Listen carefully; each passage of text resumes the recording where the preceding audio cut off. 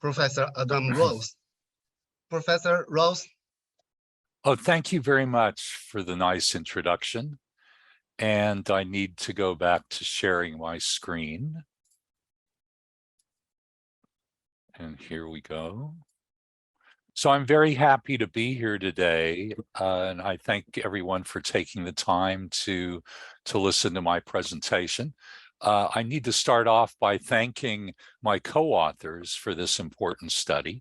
And this COVID is really a monumental type of disaster. It really takes an interdisciplinary team to do justice to analyzing it. And so we have all the people here are affiliated with the University of Southern California. Terry Walmsley did the heavy lifting and wrestling with the computer on the CGE modeling. I basically developed the framework for analysis and advised on key aspects of the CGE modeling. Richard John is a psychology professor who did the survey, directed the survey of avoidance behavior. Dan Way, a former PhD student of mine, and now associate professor on the research track at USC, was in charge of data collection, refinement, and management, and advising on key aspects of resilience, such as telecommuting. Jakub Lovka is a health economist, and of course, for COVID-19, you would need a health economist. Juan Machado is a graduate student at USC who is in process of between a master's degree and applying for PhD students. We kept him on, and he took the lead on the fiscal stimulus. And Katie Bird, as a PhD student in psychology, helped Richard John with the survey of avoidance behavior. So by way of background, there have been two significant economic downturns in the United States this century. One in 2001, we call it the dot-com bubble, and the other one was the financial meltdown in 2008 and 11. And essentially, these were caused by financial or real estate imbalances. And so most of the analyses of COVID up until the time we started to do our work used conventional top-down macro or financial models or variables. But I maintain COVID is much closer to a disaster type of situation and that kind of economic downturn. So what we have applied is a disaster macro comprehensive modeling framework, which we call the economic consequence analysis framework, which I took the lead on developing at the CREATE Center. And let me mention one thing. I'm no longer the director. I was coordinator for economics for 10 years. I took a 2-year term as director. I'm basically a senior research fellow and director emeritus. So the economic consequence analysis framework is more of a bottom-up approach where we have basic building blocks and build up to factor in all the causal relationships and causal stimulus, positive and negative, that affect an outcome. And we typically use computable general equilibrium modeling as an organizing framework. So CG modeling is an economy-wide approach, which essentially characterizes the economy as a set of interrelated supply chains. And the model we used is a multi-country version of CGE analysis because COVID is a global problem. And so this economic consequence analysis framework is a major advance over ordinary impact analysis for disasters. So as far as an overview, I'm going to present the economic consequence analysis framework and how it helped us identify key causal factors, the major ones being resilience and behavioral responses. I'm going to talk about the COVID case study, just a little bit on the model, not so much on the data, talks about some scenarios, the results, impacts on the U.S., the global impacts through international supply chains, then talk about a conclusion in terms of our findings, limitations, and future research. So the economic consequence analysis begins with a disaster event scenario where we have, whether it's a tsunami or an earthquake or a cyber attack, we characterize that in some way in terms of measuring its physical dimensions, and then feed that into economic considerations in terms of the loss of life, direct economic impacts, and sometimes direct remediation costs where that's important. So direct economic impacts typically are of two kinds: property damage and business interruption or effects on GDP. And we prefer the second of those because it's really the flow of goods and services from assets that provide well-being and are a measure of well-being. So we essentially translate the physical disaster impacts into possibly property damage first, but the major variable we consider is a flow variable akin to GDP or employment. So the standard economic impact model feeds those direct impacts into some kind of multi-sector economy-wide model. In the old days, it was input-output analysis to get the ordinary indirect economic impacts, and then you have the total sum of the direct and indirect. So this is just fine if you're talking about closing a Ford Motor Company factory or opening a new mine, but it's limited when one starts to think about disasters. So we made two major refinements to this framework. And the first one is a resilience adjustments. And this refers to reactions to the disaster once it strikes. So people don't just behave passively and behave in the usual manner. They find ways to rally and mute the impacts of disasters. We found in numerous case studies, either actual like 9/11 or simulated case studies, that resilience adjustments have the ability to reduce disaster losses by as much as 50 to 75%. The other key consideration are behavioral linkages, typically exaggerated behavioral responses, often motivated by fear, that exacerbate or increase losses by as many as 1 or 2 orders of magnitude. So I'll explain both of these in a moment, but essentially behavioral linkages feed in, and they have ordinary and direct economic impacts as well. And so that adds to both the direct and the multiplier or general equilibrium effects, and we get total economic impacts in a more accurate way, taking these two factors into consideration. More recently, we've made this a fully comprehensive framework to perform benefit cost analysis, factoring in mitigation costs pre-event, and also the potential that some of these mitigation costs may have spillover effects. So we recently published a paper that evaluated the extent to which something like when you go to a concert or a ball game, you have to go through a metal detector now or a bag and parcel check.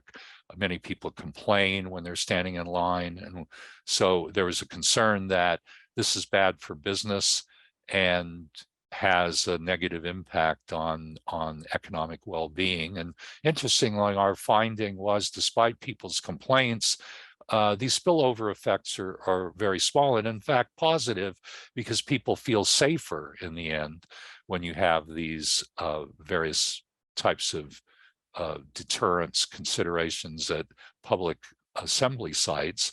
And so it actually has a very slightly positive effect. Let me talk about economic resilience. I would imagine that half of the people on the call are engineers.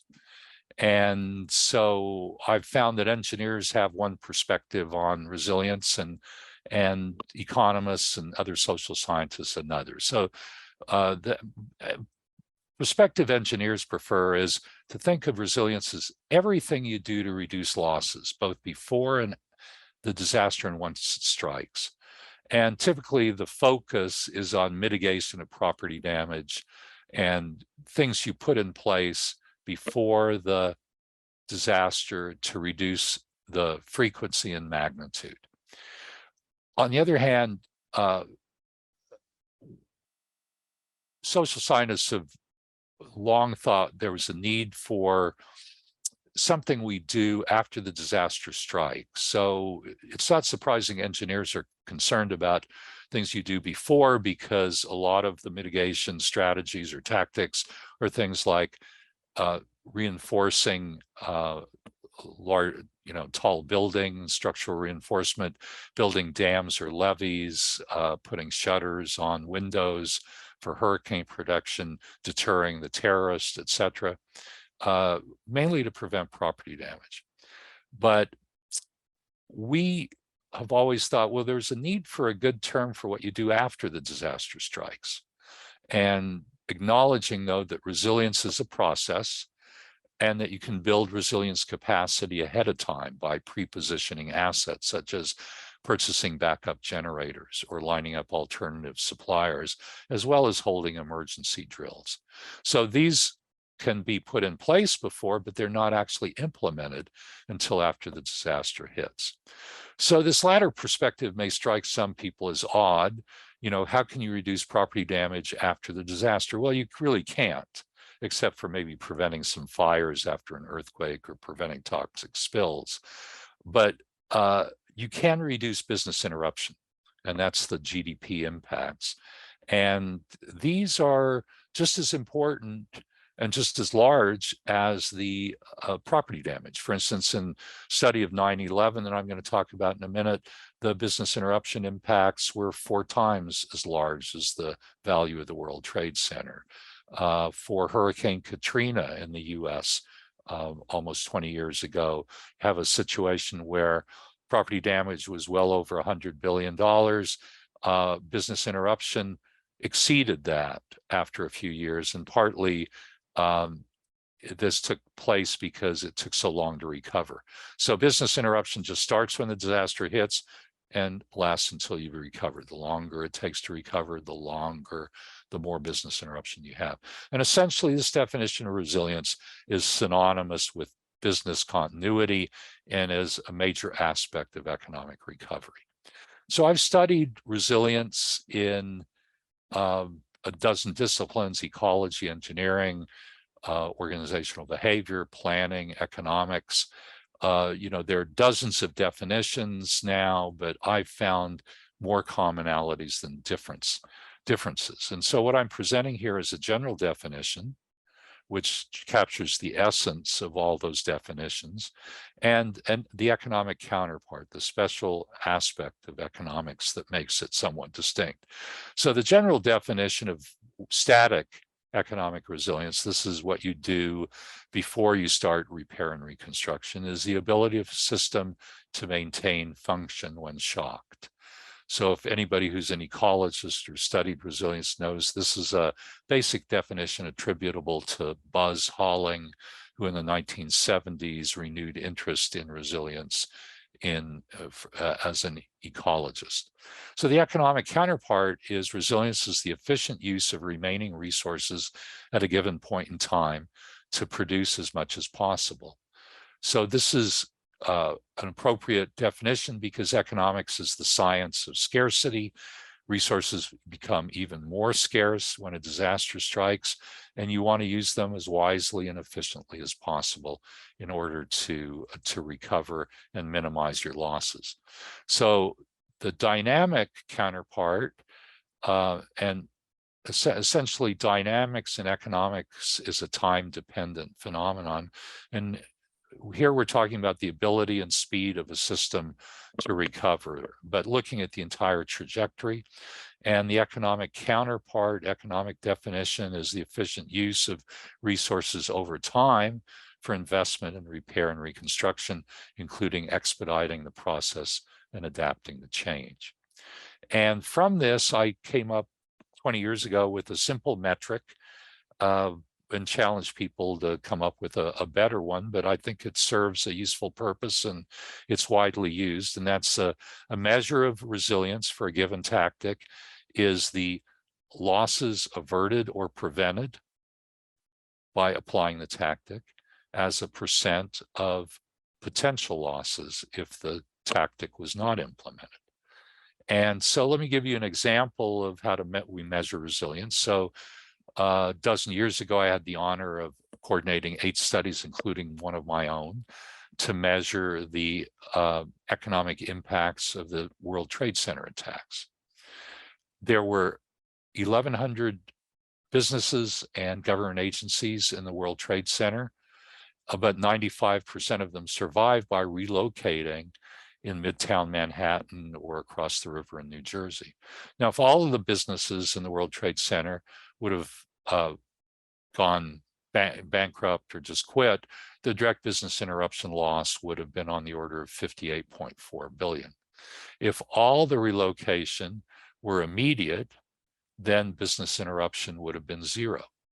But it took 2 to 4 months for businesses to relocate. And so there was some actual business interruption. So a resilience metric, again, is the avoided losses divided by maximum potential loss. And the avoided loss is the 58.4 minus 16.1, or the 42.3 divided by the maximum potential, giving us a metric or measure of 72%, meaning following the World Trade Center attacks, 72% of the potential business interruption losses were prevented by this relocation as a strategy, a resilient strategy. So, or tactics. So what are some of the other tactics? And just one thing that's not here because COVID's a special case. Anybody know what the major resilience tactic was in relation to COVID? Anybody want to hazard a guess? I don't know if, have you forced the muting, or people able, you can put it in the chat, but essentially it's telework or telecommuting. People were able to work from home instead of going to the office. So here are other resilience tactics that emanate from production theory, where we talk about output being a function of major inputs. And most disasters cause a disruption of major inputs, like property damage is loss of capital. COVID is a loss of labor, and you can compensate for the loss of labor in terms of accessing the business enterprise by working from home. So if you have a disruption of a critical input, you can conserve on it. You can isolate your business from its use. Let's say if you isolating most of your operations from water, maybe by recycling, for instance.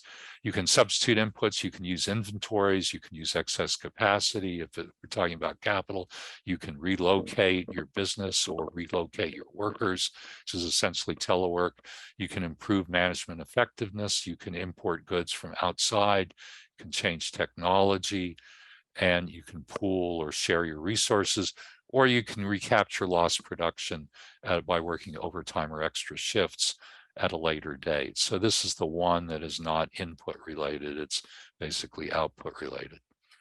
What do we mean by behavioral linkages? These are typically off-site responses. They're responses removed typically from where the disaster strikes or who's directly impacted. And they're associated with extreme behavioral changes by businesses, households, investors, workers, and they typically emanate from the social amplification of risk and stigma effects through media coverage, rumors, notoriety. And essentially you have fear feeding on itself and spreading, and this translates into direct and indirect business interruption losses, and these can be as much as 2 or 3 orders of magnitude higher. So I mentioned 9/11 before, so it turns out after you adjust for resilience, the largest single contributing factor to the losses of GDP after 9/11 was the almost 2-year reduction in airline travel and related tourism because people were afraid to get on an airplane. So other attacks or regular disasters, you have workers are afraid of riding the subway or buses after, let's say, the London bombings. Businesses are afraid of staying open after dark because of looting. people, especially in developing countries, leave their buildings and don't go back for a week or two because they're afraid there'll be aftershocks that will finally cause the building to crumble. So in COVID-19, the major fear factors were fear of personal contact or fear of contaminated locations like hospitals. So in the interest of time, I won't go into the difference between avoidance and behavior and aversion behavior, but I recently published a paper on these behavioral considerations and how just because they're difficult to measure, we shouldn't ignore them.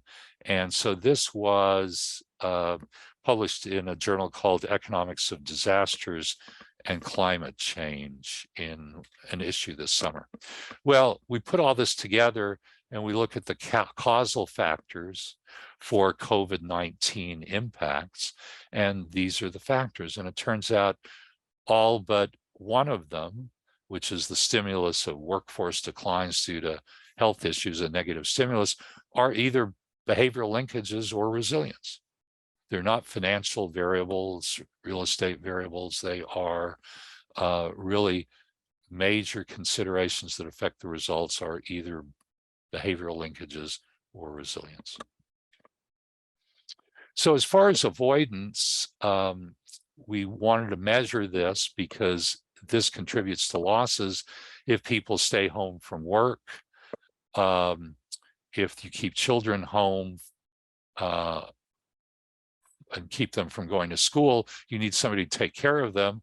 And so even if your business is closed, you're afraid of contamination in the workplace, or if you're not, you still may need to stay home just to take care of your children.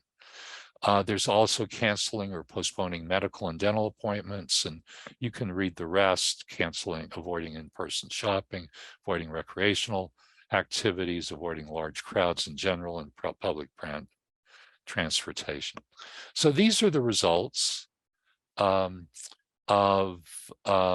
decreases in activities during COVID attributable to avoidance behavior. And so the numbers here are the percentage change from pre-pandemic levels. And as you can see, the avoidance behavior was pretty strong, hovering around 40 to 60%, but there were some that were able to adjust to the avoidance behavior. For instance, restaurants were, by increasing their food delivery or maybe preparing food for people to pick up. So the impact on restaurants because of this resilience adjustment severely reduced the likely avoidance. This is really an this is a substitute for in-person dining. Just like outdoor recreational activities were in fact decreased, but not as much as indoor recreational activities. So people shifted from indoor to outdoor, but still a lot of people didn't venture out at all. And so you have a negative effect. So in terms of modeling pandemic scenarios in terms of the health effects, we use an SEIR modeling and intervention scenario approach to indicate possible pandemic outcomes. 4 of them, a very real world scenario matching reported deaths under and over age 65, a high efficacy scenario which called for vaccination that suppressed the exponential growth, low efficacy scenario where for behavioral response here is a lot of people were afraid to take the vaccine, and a very low efficacy scenario where you have a limited behavioral response. And so we drew on literature estimates and expert interviews, adjusting for seasonality, the uptake of vaccinations, and age. Well, we put these, what we call drivers, into our computable general equilibrium model. And as I said before, this is a multi-sector model based on a set of inter-industry accounts of all purchases and sales, within an economy in a given year, basically an input-output table, but a model that overcomes the limitations of I/O because it's nonlinear, it has behavioral content, it mimics the role of prices in markets. And so we used a model developed by Terry Walmsley called Impact Econ, which is a modification of the famous GTAP model. And so we aggregated the 150 or so countries into 3 regional groupings, US, China, and the rest of the world, and used all 65 commodities and sectors in the model. And essentially productions and sales are linked by supply chains. There's some dynamics, which is kind of esoteric economics that I'm going to skip into talking about. So these are the percent changes in in terms of the impacts of COVID-19. This blue line is the kind of baseline of the economy that was going to increase over time over this almost 3-year period, a 2.5-year period. And so the impacts are the deviations from this. And so we have basically deviation, then we have the surge effect, the Delta variant, and by the second quarter of this year, we're getting very closer to returning to the baseline. We can say that the negative impacts of COVID will be pretty much over fairly soon, unless we have another serious variant arise that causes massive deaths, hospitalizations, and fear once again. We did our model in semi-annual steps. That's why we've got 2020 _1, 2020 _2. And so essentially we've got the percentage change here over the baseline GDP for a half a year in the US. We have a significant drop in GDP overall, and then that drop isn't as serious, but then it gets a little larger again because of the surge. Then we have a drop again, and then we have the Delta variant and a drop then. And so you can see essentially how the same thing in looking at the row of differences. So one of the important things we did was to decompose the results into causal factors. What was the relative prominence of the causal factors? So this is important not just as an academic exercise, but in terms of giving policymakers some idea of what factors are the most prominent, which of the factors can we, should we spend our time and effort on modifying in terms of remedial strategies to reduce the losses. So we see that mandatory closures were the predominant effect, but avoidance behavior is almost half as strong in the early years, the first 3 half-year periods. On the other hand, the loss in the labor supply, despite a large number of people dying in the US, it was still a fairly small number. Healthcare demand, on the other hand, increased. So you have this increase despite the fact that many people deferred or delayed ordinary elective surgery or tried to avoid going to the hospital or emergency room and toughed it out. But even despite those things, healthcare demand increased because of all the funds that were spent on taking care of people who were sick and dying of COVID. Pent-up demand refers to the fact that many people couldn't go shopping to their favorite store or restaurant, and essentially it refers to the fact that after they felt more comfortable going out, they took some of those savings and spent a lot of them. So you have a positive stimulus. Then you have fiscal stimulus packages that were fairly significant in the first 2 quarters, and then started to taper off in terms of the last stimulus package to where it actually wound up being somewhat negative, but also a cumulative effect from the other stimulus packages, because what you have is the need to repay loans, and that cuts into business profits and cuts into economic activity. This is the effect in terms of world regions. And so I have the same pattern I showed before for the US, the blue. China its trajectory was evened out without the kind of ups and downs. The world economy was hit pretty hard in the first half year of 2021, but has been on the rebound ever since, even though there's somewhat of a tapering off at that rebound.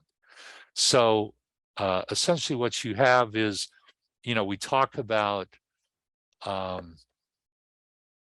transmitting supply chain effects, let's say through bottlenecks from one country to another, as we're facing now in the Ukraine war, or spreading COVID by international travel.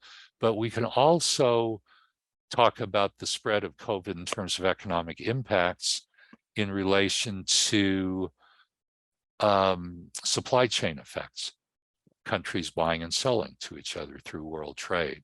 So here we have some results, and the own effect, this is the impact of mandatory closures alone, the paper written before this last one, when we were just kind of in the era of mandatory closures rather than reopenings, for instance, or fiscal stimulus packages.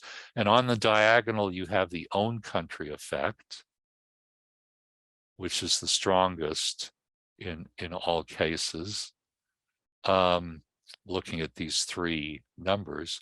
And the off diagonal refers to how mandatory closures in China affected the US, which was pretty much no effect, rounds to zero. Impact on the rest of the world, all the impacts are going to be negative. And an average here. Here you take some kind of weighted average.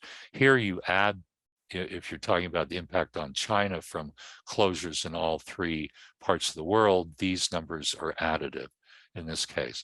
So we see the US is fairly insulated from world trade aspects that essentially cause the impacts of COVID-19 to be transmitted worldwide. So US impacts are most insulated. 84% of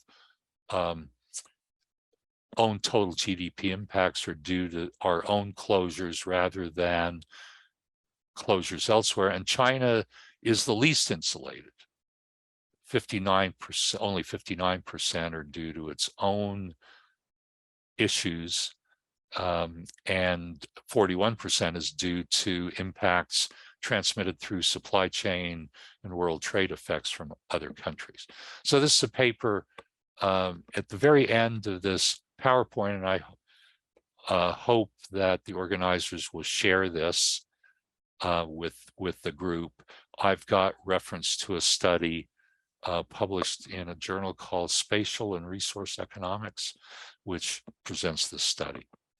So the result highlights are that we can identify the major causal factors affecting impacts of COVID-19 using this disaster economics framework, because it cues us to considerations that are very unique to disasters. And we then can say and be proud of the fact that a lot of our analysis is grounded in primary data. We didn't just speculate about avoidance behavior. We went out there and measured it. We interviewed doctors and people in hospitals about healthcare aspects of COVID-19 in terms of expert interviews to pick up infectious disease information. We found that mandatory closures and avoidance behavior had the largest negative impacts. On the other hand, pent-up demand, fiscal stimulus for the most part, and telework had the largest offsetting impacts. And fiscal stimulus was unusual. The first 4 rounds were helpful in alleviating some losses, but the last round of the stimulus was even negative due to overcrowding or crowding out of private investment and the need for businesses to repay loans they received earlier. So in conclusion, and say that economic consequence analysis is a worthy approach to estimating the impacts of disasters, including COVID-19. Decomposition of impacts by causal factors is valuable to policymakers to fine-tune policy responses, to find out what the, if it's best to know that some factors were much more prominent than others, because if you have limited resources, maybe you want to go after those factors in order to reduce the losses. And in terms of future research to overcome study limitations, we want to be able to validate the model in terms of its predictions thus far through some kind of post-audit after some primary data is collected on what really happened. We want to collect and refine more primary data, especially relating to health and the pace of business reopenings. We want to provide more detail on the rest of the world. So we only had one rest of the world grouping, but we should have, in retrospect, separated developing countries from OECD countries outside the US, for example. And we also should the next time around factor in the effect of supply chain bottlenecks. So one last slide, as I mentioned, I have provided you with some references to this. This first study referenced here refers to the results of a survey of businesses following Hurricane Harvey in Texas a couple of years ago, and essentially has measured the resilience responses by those businesses. The paper by James Gajsicki and others, including Paul Slovic, one of the world's foremost risk analysts, essentially looked at the economic repercussions of a dirty bomb attack and the fear factors and behavioral linkages. We found that if once you factor in this fear with people requiring higher pay to go back to work in this area, requiring price discounts to eat there, which cuts into profits, requiring a higher rate of return, that those kinds of impacts that are often omitted were 15 times larger than the ordinary impacts that would stem from the need to close off an area for 90 days to decontaminate it. Even before COVID, we did a major study of influenza outbreak, published in Risk Analysis. This is a paper of mine that sort of outlines many aspects of resilience and performance benefit cost analysis. We also did that in this study in terms of our survey results, plus this paper also provides a theoretical underpinning for this analysis using production theory. This is a book which shows the development and application of the ECAT software tool, decision support software tool. This is the 9/11 study. This is one of our 3 COVID-19 studies that was, in fact, led by Terry. I led this one in terms of looking at the spatial transmission. And the paper I presented today is an outgrowth of this report. And I might say we actually just got good news today. The paper I just presented has been finally accepted by a journal called Economic Modeling, which has a pretty strong impact factor and is widely known. So that's my presentation. I am happy to listen to questions.